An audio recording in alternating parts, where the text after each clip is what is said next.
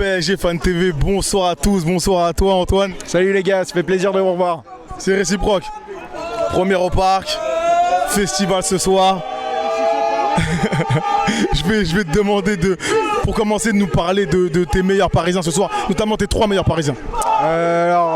Franchement moi, de là où j'étais placé en deuxième mi-temps, j'ai trouvé que Messi avait fait un festival, chaque touche de balle était bien sentie.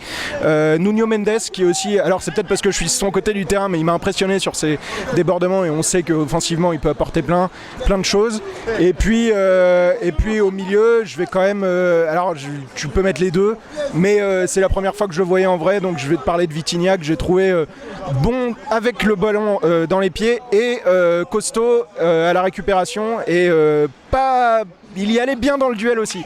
Il a même pris un jaune assez mérité, je trouvais, sur un tacle sur Cazerie, je crois, ou Savanier. Et donc, je vais te le noter pour lui souhaiter la bienvenue. On va rester un peu sur le portugais. Qu'est-ce qu'il apporte de nouveau en fait à ce milieu de terrain un peu décrié ces dernières années?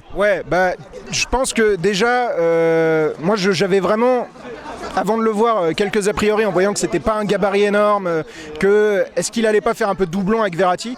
En fait, ce que j'ai vu ce soir, alors évidemment on dira que c'est que Montpellier, c'est le début de saison, c'est la Ligue 1, mais ça me rassure un peu parce que justement je trouve que dans le travail sans ballon, il est costaud et il a l'air d'être au niveau. On l'a vu, enfin moi je l'ai vu là, pendant le match, je me suis un peu concentré sur lui, beaucoup de travail de compensation.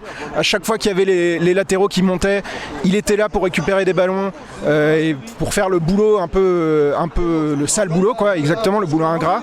Et à côté de ça, quand il a le ballon dans les pieds, il sait comment l'utiliser. Ce qu'un Danilo Pereira par exemple ou un Wijnaldum l'an dernier n'ont pas réussi à faire vraiment, parce que malgré toutes les qualités qu'on peut leur trouver, plus à Danilo Pereira en l'occurrence l'an dernier, c'était un mec qui jouait que sans le ballon quasiment. Et lui, on a l'impression qu'à la fois en phase offensive et en phase défensive, il va pouvoir faire le taf. J'attends toujours de voir contre une équipe un peu plus dangereuse la complémentarité avec Verratti, mais pour l'instant c'est un très bon début je trouve. Pour rester un peu dans cet état d'esprit du milieu de terrain en parlant de la formation, est-ce que tu penses que ce 3-5-2 va perdurer sur le courant de la saison? Il va falloir voir la fin du recrutement déjà. Est-ce qu'ils vont prendre un autre milieu qui va partir? Si Paredes par exemple va partir et on verra. Après je pense que vu l'effectif qu'on a, et l'an dernier on n'a pas manqué de le demander ce 3-5-2, donc pour l'instant tant que ça marche, restons comme ça et essayons de les faire travailler un peu dans ce système là, parce que c'est un système qui permet de faire jouer les 3 défenseurs centraux qu'on veut tous voir sur le terrain. Enfin, si Ramos est au niveau et physiquement bien, ça paraît être le système qui peut lui convenir le mieux.